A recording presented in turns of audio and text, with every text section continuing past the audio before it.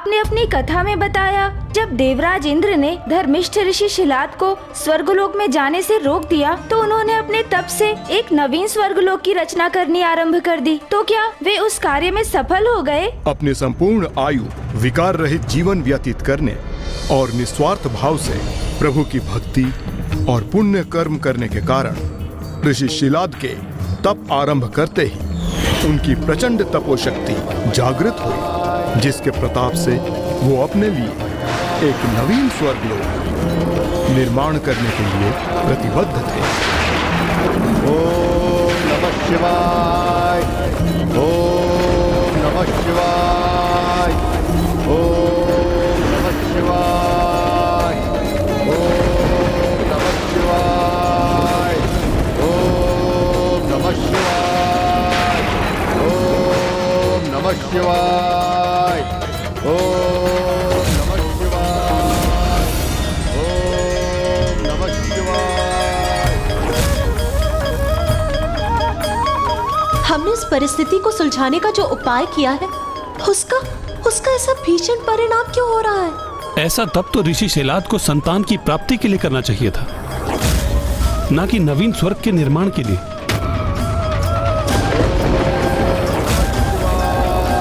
इसी का विचार तो मुझे भी चकित और चिंतित कर रहा है देवी पार्वती। ऋषि शिलाद अपने संपूर्ण जीवन में किसी भी मनोविकार से प्रभावित नहीं हुए हैं, किंतु अब ये क्रोधवश अपने पर नियंत्रण न रखकर वो इस अत्यंत विनाशकारी निर्णय पर क्यों अड़े हैं? कहीं अपने क्रोध के आवेश में ऋषि शिलाद अपनी तपोशक्ति का हास न कर ले, जो उन्होंने वर्षों के सात्विक जीवन एवं प्रभु की भक्ति से अर्जित की है।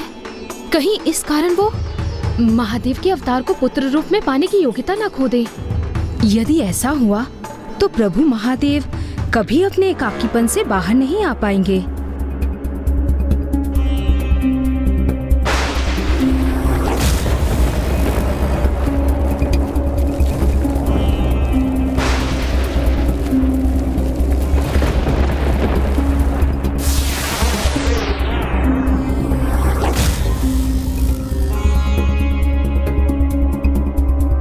ऋषि शिलाद की तपोशक्ति में तो निरंतर वृद्धि हो रही है। इस प्रकार तो वो किसी अन्य स्वर्ग का निर्माण करने में सफल हो जाएंगे, जो कि बहुत ही अनर्थकारी होगा।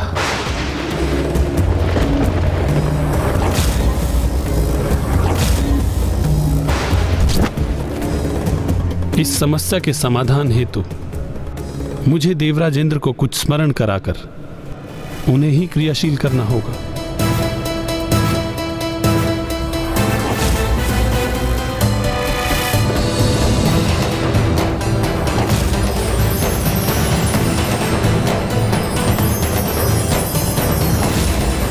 ऋषि विश्वामित्र,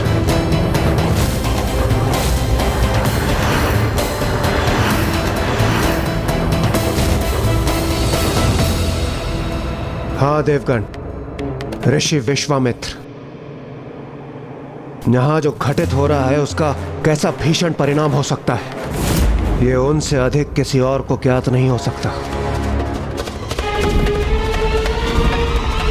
जो अनर्थकारी निर्णय ऋषि शिलाद ने लिया है उसे परिवर्तित करने में केवल वो ही हमारी सहायता कर सकते हैं। किंतु इंद्रदेव, हमें सर्वथा सावधान रहना होगा, क्योंकि ऋषि विश्वामित्र अपने क्रोध के कारण पूरे जगत में विख्यात है। कहीं हमारी सहायता का अनुरोध हमारे लिए कोई नवीन विपत्ति ना उत्पन्न कर दे।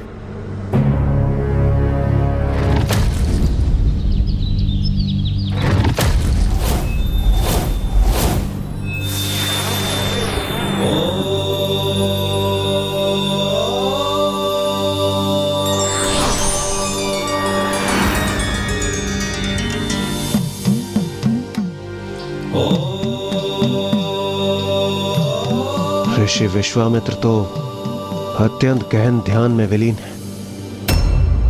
यदि उनके ध्यान से जागृत होने में अधिक समय व्यतीत हो गया और इस अवधि में ऋषि शिलाद का तप अपने चरम पर पहुंच जाए और वो किसी अन्य स्वर्ग का निर्माण करने में सफल हो जाए, तो बहुत बड़ा अनर्थ हो सकता है।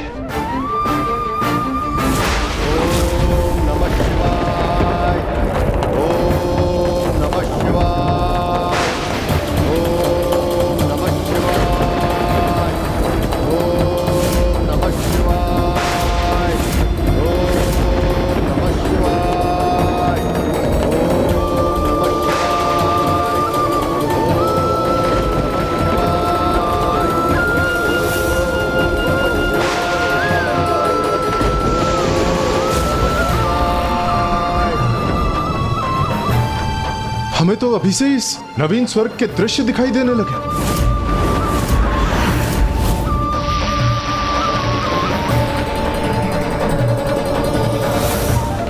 अर्थात किसी भी क्षण ऋषि शिलाद अपने तपोबल से उस नवीन स्वर्ग के निर्माण की प्रक्रिया को आरंभ करने में समर्थ हो जाएंगे। अब तो केवल इंद्रदेव और ऋषि विश्वामित्र ही इस अनर्थ को रोकने में हमारी सहायता कर सकते हैं।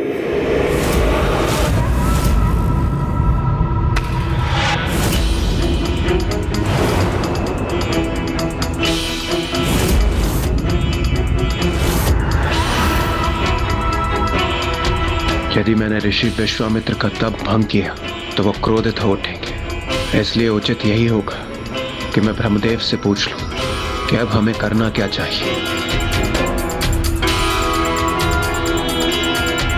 देवराज, प्रणाम ऋषिवर। ऋषिवर, मैं तो यहाँ इसलिए आया था कि मुझे ज्ञात है।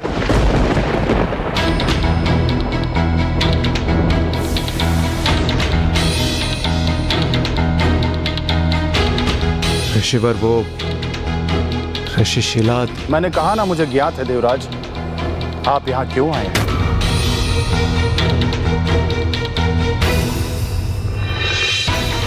मैं ऋषि शिलाद को समझाकर ये प्रयास करूंगा कि पुनः वैसी दुर्भाग्यपूर्ण स्थिति उत्पन्न ना हो जो पूर्व में भी घटित हो चुकी है। धन्यवाद ऋषिवर।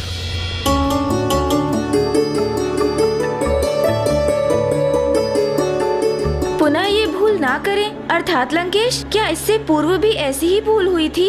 हाँ गौरी नंदन, और वो कोई नहीं, स्वयं ऋषि विश्वामित्र ही थे जिन्होंने कभी एक नवीन स्वर्गलोक के निर्माण का प्रयास किया था। तभी तो वे ऋषि शिलाद को रोकने के लिए तत्पर भी हो गए। ओम नमः शिवाय, ओम नमः शिवाय, ओम नमः शिवाय, ओम नमः शिवाय, ओम नमः शिवाय, ओम नमः शिवाय, ओम नमः शिवाय, ओम नमः शिवाय, ओम नमः शिवाय, ओम नमः शिवाय, ओम नमः शिवाय, ओम नमः शिवाय, ओम नमः शिवाय, ओम नमः शिवाय, ओम नमः शिवाय, ओम नमः शिवाय, ओम नमः शिवाय,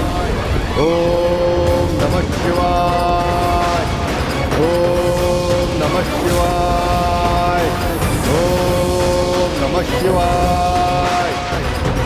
ऋषि शिलाद ने तो नवीन स्वर्ग के निर्माण की प्रक्रिया आरंभ भी कर दी है। अब तो केवल हम आशा ही कर सकते हैं।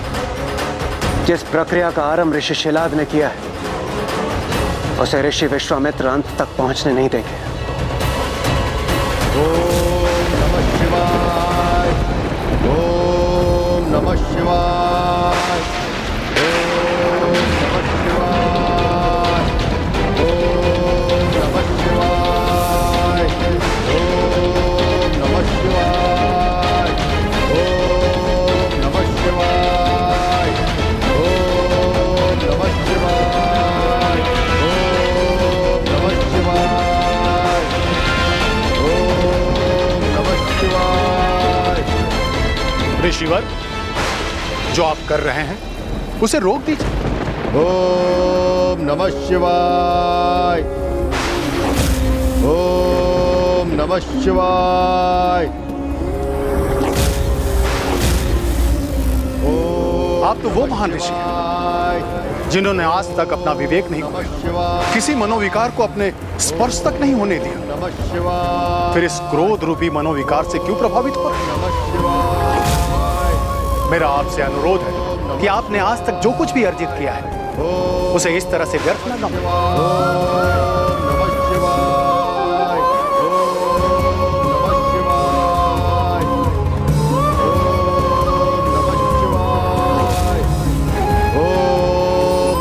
शिवाय। मैं ऋषि विश्वामित्र आपको समझाकर यहाँ पर रोकने हेतु आया हूँ, इसलिए मैं जो कुछ भी कह रहा हूँ आप सुनने की कृपा कीजिए। ओम नमः शिवाय।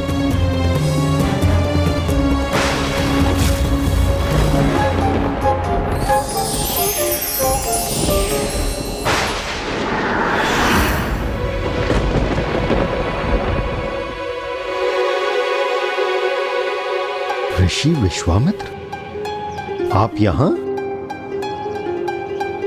मेरा प्रणाम स्वीकार करें ऋषिवर। आप जो कुछ भी कर रहे हैं सर्वथा अनुचित है। अपने वर्षों की साधना से अर्जित तपोशक्ति को इस प्रकार व्यर्थ न गंवाएं। ऋषिवर, सत्य तो यह भी है कि मुझे स्वर्गलोक में प्रवेश करने से रोका गया। मेरा घोर अपमान हुआ है वहां, इसलिए ऋषिवर मैं क्षमा चाहता हूं। मैं आपका अनुरोध स्वीकार नहीं कर सकता। मैं स्वयं के लिए नवीन स्वर्ग के निर्माण के उपरांत ही शांत बैठूंगा। ऐसी भूल मत कीजिएगा ऋषिवर, जो पूर्व काल में मुझसे हो चुकी है। मैंने अपने क्रोध को अपने प्रतिष्ठा का आधार बनाकर स्वर्ग ही नहीं संपूर्ण सृष्टि की प्रतिसृष्टि का निर्माण कर दिया था, और अपने इस भूल के कारण संपूर्ण सृष्टि को संकट में डाल दिया था। ऋषि विश्वामित्र ने सृष्टि की प्रतिसृष्टि का निर्माण किया, किंतु वो ऐसा करने पर क्यों प्रेरित हुए लंकेश? क्योंकि इक्ष्वाकु वंश के राजा सत्यव्रत को विश्वास था कि उनके द्वारा धर्म संगत जीवन व्यतीत करने के कारण वो स्वशरीर स्वर्ग में प्रवेश करने, अपनी कामना को पूर्ण करने के अधिकारी थे। इसलिए अपने पुत्र हरिश्चंद्र को अयोध्या के राजा घोषित करने के उपरांत वो अपनी इस इच्छा को पूर्ण करने हेतु सूर्यवंश के कुलगुरु ऋषि वशिष्ठ के समक्ष प्रस्तुत हुए।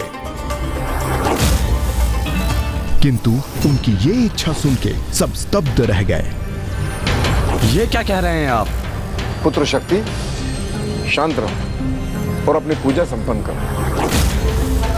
राजन के साथ संवाद कर उन्हें अनुचित और उचित का भेद मैं समझा दूंगा।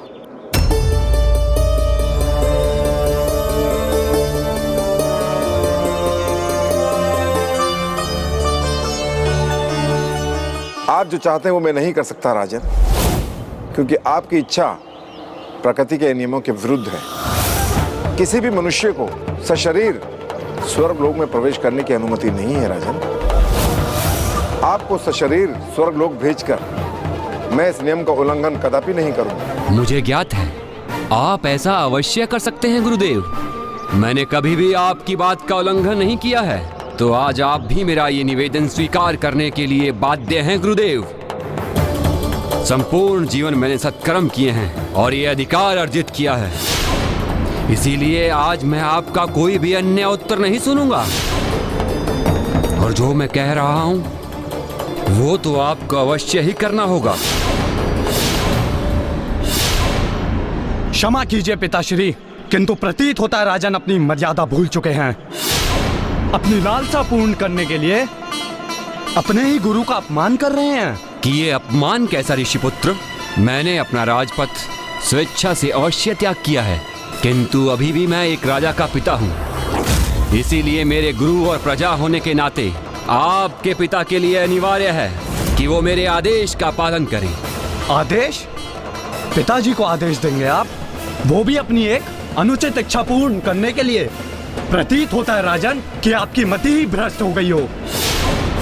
ऐसी धृष्टता करने का अधिकार कैसे प्राप्त हुआ आपको? धृष्टा मैं नहीं, आप कर रहे हैं ऋषिपुत्र। स्मरण रखिए, मैं अभी भी एक राजा का पिता हूँ और मेरे लिए अपनी प्रजा को आदेश देना कदापि अनुचित नहीं है। राजा के आदेश का उल्लंघन घोर राजद्रोह होता है, इसीलिए मेरे आदेश को टालने का अपराध मत कीजिए गुरुदेव, अन्यथा क्या राजन?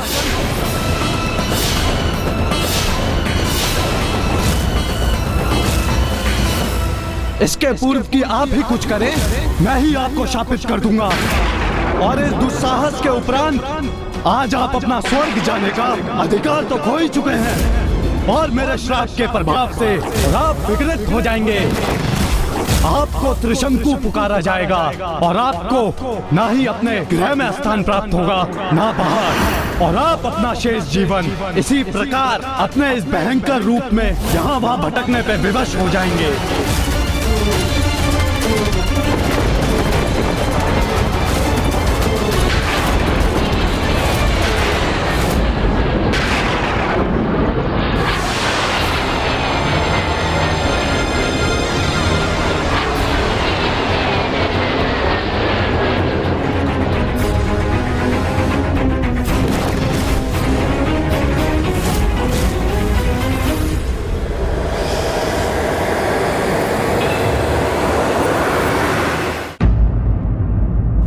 क्या हुआ लंकेश? क्या त्रिशंकु के रूप में महाराज सत्यव्रत अपने राज्य की सीमा से बाहर निर्जन स्थानों में विचरण करने पर विवश हो गए? हाँ, उनकी तो दुर्दशा का वर्णन करना भी कठिन है गौरीपुत्र, क्योंकि वो जहाँ जाते उनके विकृत रूप को देखकर उन्हें कोई पहचान नहीं पाता और वो सभी की घृणा, तिरस्कार एवं धुतकार के पात्र बनते। फिर इसी प्रकार एकाकी यहाँ वहां भटकते हुए उनकी भेंट ऋषि विश्वामित्र से हुई, जिनकी ऋषि वशिष्ठ के साथ प्रचंड प्रतिद्वंदिता थी और त्रिशंकु ने दोनों महर्षियों के मध्य इसी परस्पर द्वेष का लाभ उठाने का निर्णय लिया। रुकिए!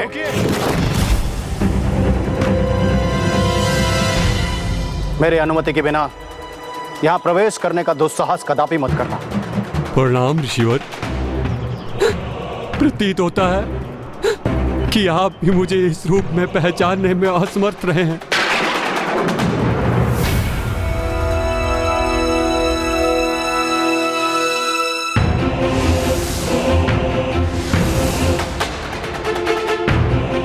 राजा सत्यव्रत, आप यहां और इस अवस्था में?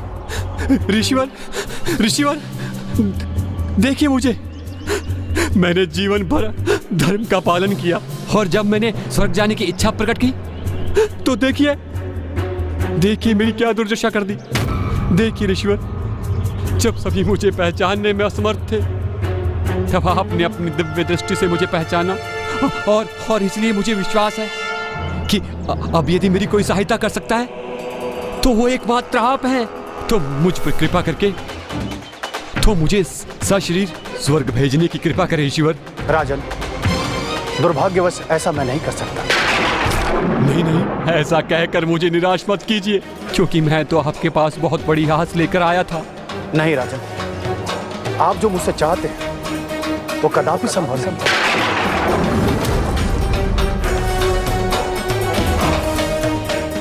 उचित है ऋषिवर, अब मेरे पास कोई उपाय शेष नहीं है।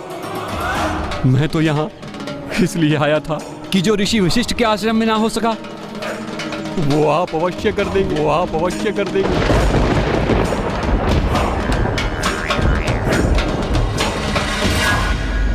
किंतु मुझे क्या ज्ञात था, जिस प्रकार ऋषि वशिष्ठ के आश्रम से हताश होकर मैं निकला था, उसी प्रकार निराश होकर महानतम ऋषि विश्वामित्र के आश्रम से भी प्रस्थान करना होगा।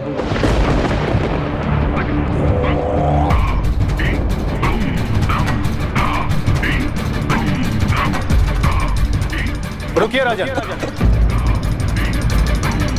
जो ऋषि वशिष्ठ के आश्रम में होता है वो मेरे आश्रम में कदापि नहीं होता।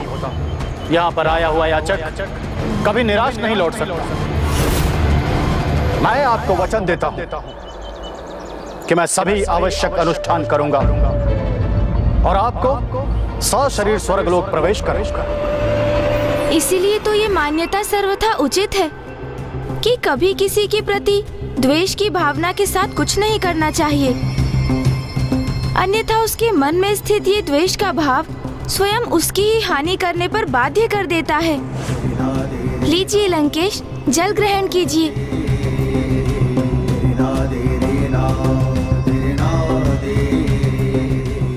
गौरीपुत्र, मेरा साथ पाकर आप भी प्रभु के प्रत्येक अवतारों की प्रत्येक कथा के पीछे छिपे शेष संदेश को समझने में समर्थ हो गए हैं। अवश्य लंकेश, स्वयं की भूल से तो सभी सीखते हैं, किंतु बुद्धिमानी तो इसमें है कि हम दूसरों की ही भूलों से सीख प्राप्त कर अपने जीवन को उनसे सुरक्षित रखें। ऋषि विश्वामित्र भी यही चाहते थे कि ऋषि शिलाद उनकी भूल की कथा सुनकर अपनी भावी भूल से सुरक्षित हो जाएं। लंकेश, किंतु त्रिशंकु की कथा में आगे क्या हुआ? ऋषि विश्वामित्र द्वारा प्रति सृष्टि का निर्माण कब और क्यों हुआ? ऋषि विश्वामित्र ने एक यज्ञ आरंभ किया, जिससे उत्पन्न शक्तियों के प्रभाव से भूतपूर्व राजा सत्यव्रत त्रिशंकु के रूप में स्वर्ग की ओर उठने लगे। ओम अर्धगाय महावीर्यं चंद्रदीप्तमर्दनं सिंहकागर्भसम्भूतं दराहुं नमाम्यहं कालाय नमः। ओम ऐं ह्रीं हनुमते श्री रामदूताय नमः। ओम ऐं ह्रीं हनुमते श्री रामदूताय नमः। ओम ऐं ह्रीं हनुमते स्वामी। ओम ऐं ह्रीं हनुमते श्री रामदूताय नमः। ओम अर्धगाय महावीर्यं चंद्रदीप्तमर्दनं सिंहकागर्भसम्भूतं दराहुं नमाम्यहं कालाय नमः। ओम ऐं ह्रीं हनुमते श्री रामदूताय नमः। ओम ऐं ह्रीं हनुमते श्री रामदूताय नमः। ओम ऐं ह्रीं हनुमते स्वामी। ओम ऐं ह्रीं हनुमते श्री रामदूताय नमः। ओम अर्धगाय महावीर्यं चंद्रदीप्तमर्दनं सिंहकागर्भसम्भूतं दराहुं नमाम्यहं कालाय नमः। ऐं ह्रीं हनुमते श्री रामदूताय नमः। ओम ऐं ह्रीं हनुमते श्री रामदूताय नमः। ओम ऐं ह्रीं हनुमते स्वामी। ओम ऐं ह्रीं हनुमते श्री रामदूताय नमः।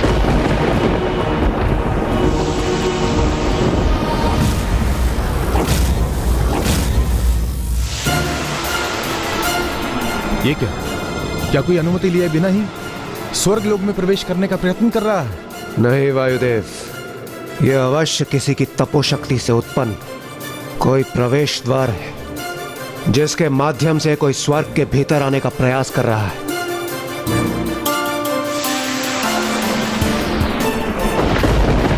यह अवश्य असुर गुरु शुक्राचार्य ही हैं, जो पुनः किसी और असुर को स्वर्ग भेजने का प्रयत्न कर रहे हैं। ये जो कोई भी है, मुझे इसी क्षण इसे रोकना होगा।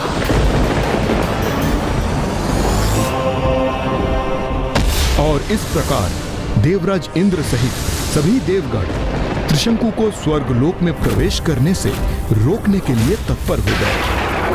अब जहां एक ओर समस्त देवगण किसी भी प्रकार से त्रिशंकु को रोकने के प्रयास में थे, तो वहीं दूसरी ओर ऋषि विश्वामित्र किसी भी दशा में त्रिशंकु को स्वर्गलोक भेजने के लिए अडिग थे।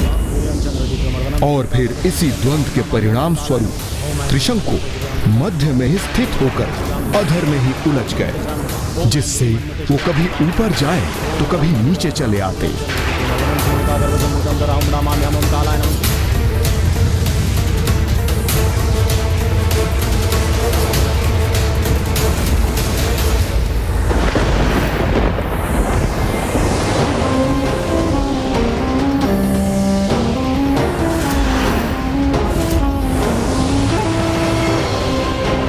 असुर गुरु शुक्राचार्य नहीं, ये तो ऋषि विश्वामित्र है।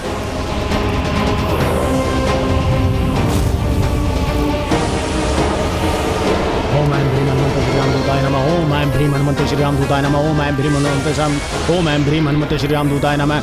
ओम अर्धगाय महावीर्यं। हे महर्षि, हमें आपसे कोई द्वेष नहीं है और हम आपके विरुद्ध कदापि नहीं जाना चाहते, किंतु इस समय हम एक बहुत ही बड़े धर्म संकट में हैं। हम किसी भी मनुष्य को सशरीर स्वर्ग में प्रवेश करने की अनुमति कदापि नहीं दे सकते। इसलिए आपसे निवेदन है, आप अभी और इसी क्षण अपने इन प्रयासों को रोक दें। देवराज इंद्र, मैंने त्रिशंकु को वचन दिया है कि ऋषि वशिष्ठ के समान उसे अपने आश्रम से निराश नहीं लौटने दूंगा। मैं उसे सशरीर स्वर्गलोक अवश्य पहुंचाऊंगा। मेरा वचन और उसकी मर्यादा कदापि भंग नहीं होने दूंगा।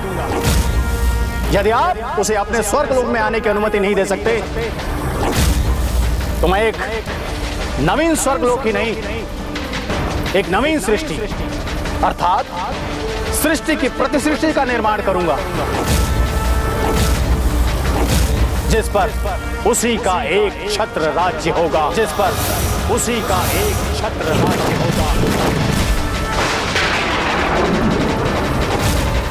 ओम ऐं ह्रीं हनुमते श्री रामदूताय नमः। ओम ऐं ह्रीं हनुमते श्री रामदूताय नमः। ओम ऐं ह्रीं हनुमते श्री रामदूताय नमः। मेरे लिए एक प्रति सृष्टि का ही निर्माण करेंगे ऋषि विश्वामित्र।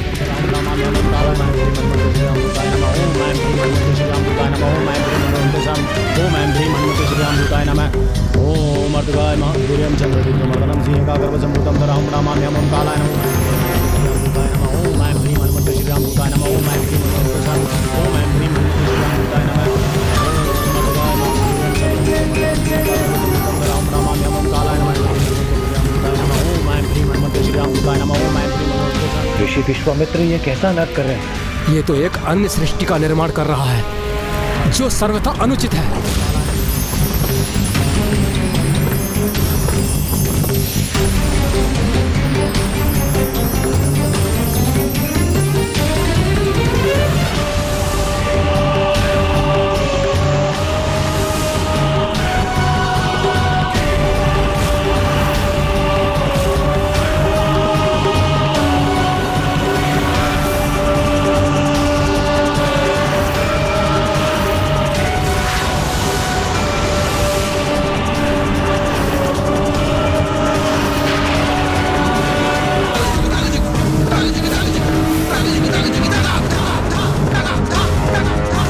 देवगण,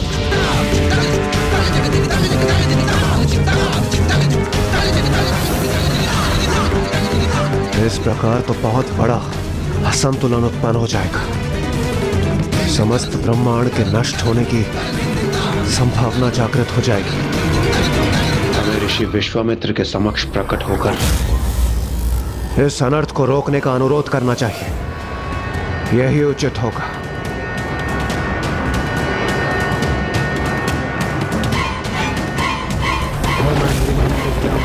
ओम ऐं ह्रीं हनुमते श्री राम दूताय नमः। ओम ऐं ह्रीं हनुमते श्री ओम ऐं ह्रीं हनुमते श्री राम दूताय नमः।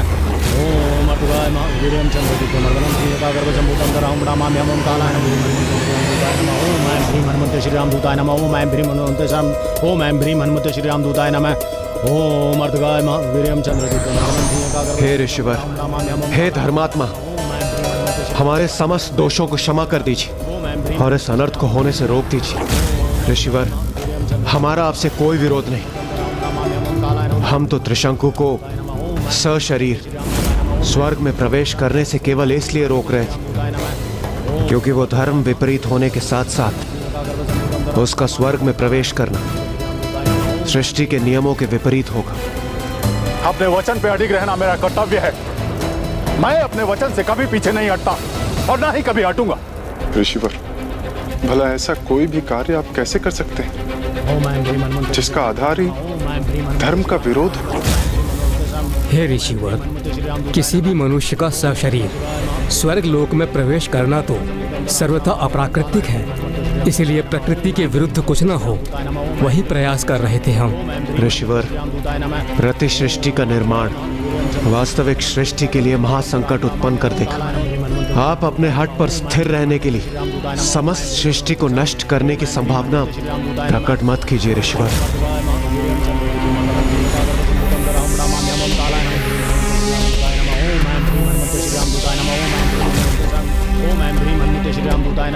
ऋषिवर, हम सभी देवता आपके सामने नतमस्तक होकर एक बार पुनः विनती करते हैं कि आप जो कर रहे हैं अथवा करने जा रहे हैं उसका कितना विनाशकारी प्रभाव होगा, उसे समझने का प्रयास कीजिए। अपने तपोबल को ऐसे सृष्टि के नियमों का उल्लंघन करने में व्यर्थ मत कीजिए।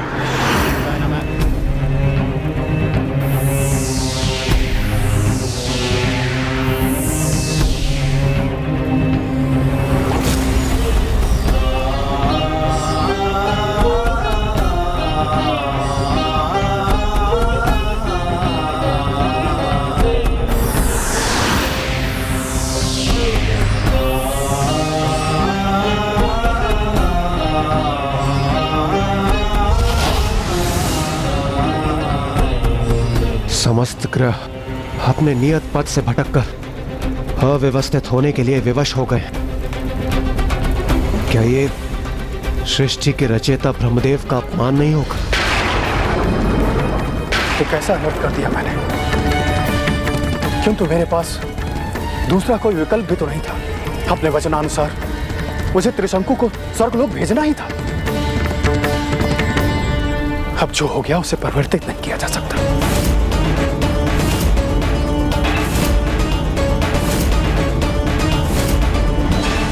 उस भूल को सुधारा नहीं जा सका था।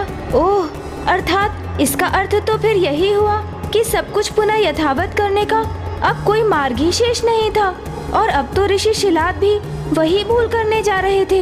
यदि उनसे इतनी बड़ी भूल हो जाती, फिर वे तो प्रभु महादेव के पिता बनने के सौभाग्य से ही वंचित रह जाते। किंतु फिर इसका निवारण क्या था लंकेश?